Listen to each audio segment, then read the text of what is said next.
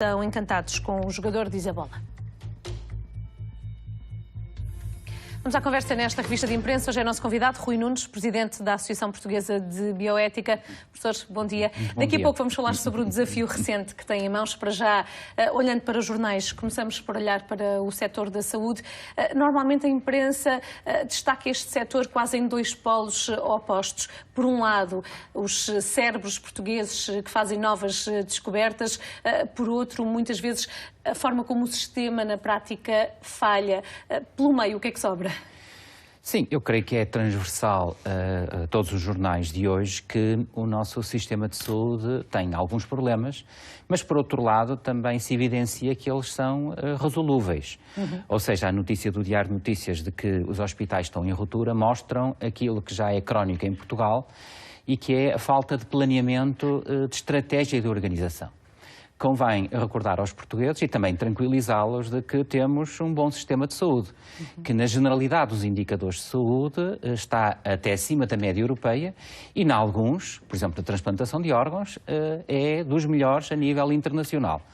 Agora, nota-se claramente que, sobretudo nestes momentos de pico de inverno, que o sistema não responde, mas ele não responde porque não haja recursos. Nós temos excelentes médicos, excelentes enfermeiros, outros técnicos de saúde, temos belíssimas unidades hospitalares, o que não funcionam bem entre si. Portanto, o problema é muito mais de gestão e de qualidade da organização e de integração. Por exemplo, não se compreende porque é que não há uma articulação devida entre os hospitais, nomeadamente os serviços de urgência e os cuidados de saúde primários. E mesmo com os cuidados continuados, muitas pessoas estão nos hospitais e, portanto, porque não têm uma cama, um conforto para ter outro tipo de tratamentos, acabam por ficar eternamente nos hospitais. E, portanto, desagou tudo nos serviços de urgência e é impossível, neste atual quadro, resolver os problemas dos portugueses se não dermos aqui uma grande reviravolta em termos organizativos e em termos de planeamento dos cuidados de saúde. Mas mesmo no âmbito do sistema de saúde também há notícias positivas. Por exemplo, a Entidade Reguladora da Saúde, que é um organismo criado há cerca de uma década e que hoje está em velocidade de cruzeiro, pôs ordem na casa no sentido de impedir determinadas campanhas publicitárias que podiam pôr em causa direitos das pessoas e dos consumidores.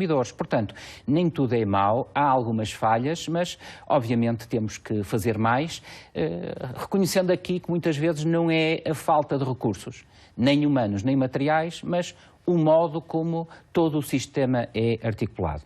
Não deixa de ser interessante analisar que a maior parte destas falhas nos serviços de urgência dos hospitais são no sul do país. Quando nós sabemos, por um lado, que as condições climatéricas são piores a norte, que, por outro lado, os gastos per capita são maiores a sul do que a norte, porque é que estas falhas são essencialmente a sul.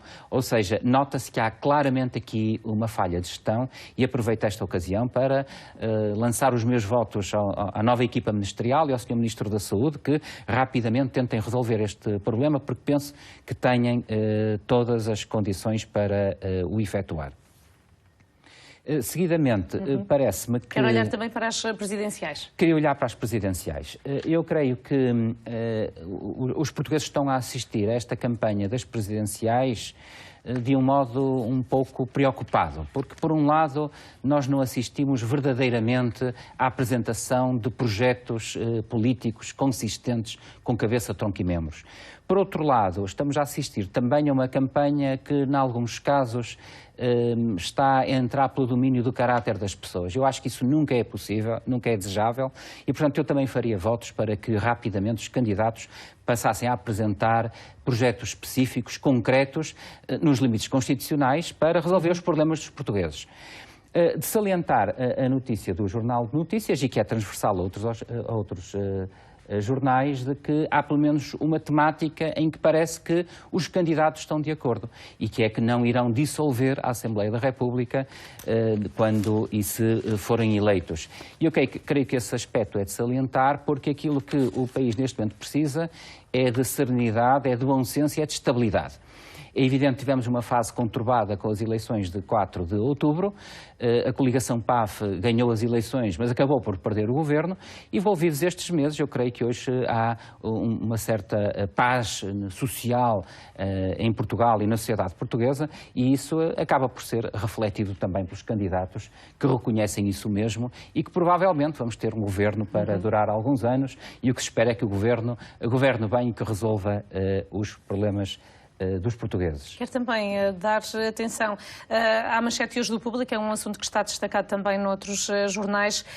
Este é um bom indicador de alguma recuperação da economia nacional, porque podemos ler estes dados em diferentes perspectivas, quer ao nível do consumo, quer ao nível do aumento de viaturas, compra de viaturas para aluguer, o que também favorece o turismo, e mesmo dos veículos pesados. As empresas estão também a investir um pouco. São boas notícias, é uma boa notícia? Eu creio que esta notícia é genericamente uma excelente notícia do ponto de vista económico, ou seja, chama a atenção que, por um lado, o clima de confiança da sociedade portuguesa em si própria e nos agentes económicos está a crescer, porque se não fosse esse o caso, a venda de automóveis não disparava como está a disparar e, portanto, isso obviamente tem reflexos até indiretos na economia que eu queria aqui salientar e que acho que é, obviamente, um dado extraordinariamente positivo.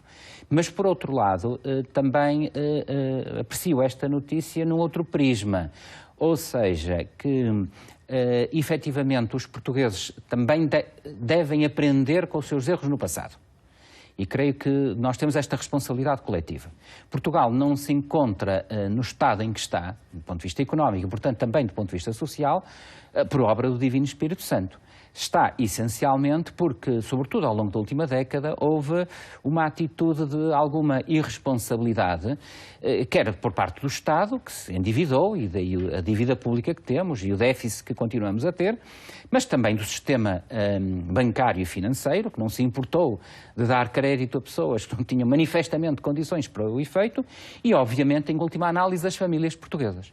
Portanto, se por um lado eu olho para este dado como um dado extraordinariamente benigno, num sentido mais estrito no plano económico, por outro lado, transversalmente na sociedade, creio que os portugueses deviam ter também uma atitude um pouco mais responsável, genericamente, não apenas no que diz respeito a este caso, no que se refere aos seus hábitos de consumo e, sobretudo, um consumo que é desproporcionado em relação ao rendimento médio das famílias portuguesas.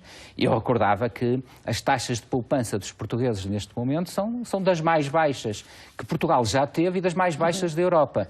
Ora, a economia também para florescer vai precisar de alguma poupança. Portanto, eu diria que é um dado a priori positivo, mas que tem que ser lido pela população de uma forma mais transversal, apelando aqui também a alguma responsabilidade para que as pessoas também não passem do 8 para o 80, ou seja, de uma austeridade total agora para um consumo exagerado. Temos já pouco tempo de conversa e é importante falarmos sobre este convite que foi feito pela Unesco para que crie a unidade portuguesa da Cátedra de Bioética. O que é que aqui está em causa? Ora bom, eu creio que, em primeiro lugar, o que está em causa é o enorme prestígio, sobretudo da Faculdade de Medicina do Porto, que eu aqui represento, o enorme prestígio que agora é reconhecido também internacional nesta matéria. Como disse há pouco, temos excelentes médicos e outros cientistas de renome internacional, como o professor Sobrinho Simões, que acabou de ser reconhecido internacionalmente como o patologista mais influente do planeta. Portanto, também na área da bioética se dá este reconhecimento público, não apenas a nível nacional, mas a nível internacional, de que os portugueses, quando querem, quando se mobilizam e quando trabalham, têm tão boas condições como os outros para fazer aquilo que lhes é exigido. Portanto, em primeiro lugar, eu salientava este reconhecimento internacional. Em segundo lugar, o enorme desafio que, obviamente, vai representar, porque a Cátedra Bioética da Unesco em Portugal não se limita ao território nacional, digamos assim.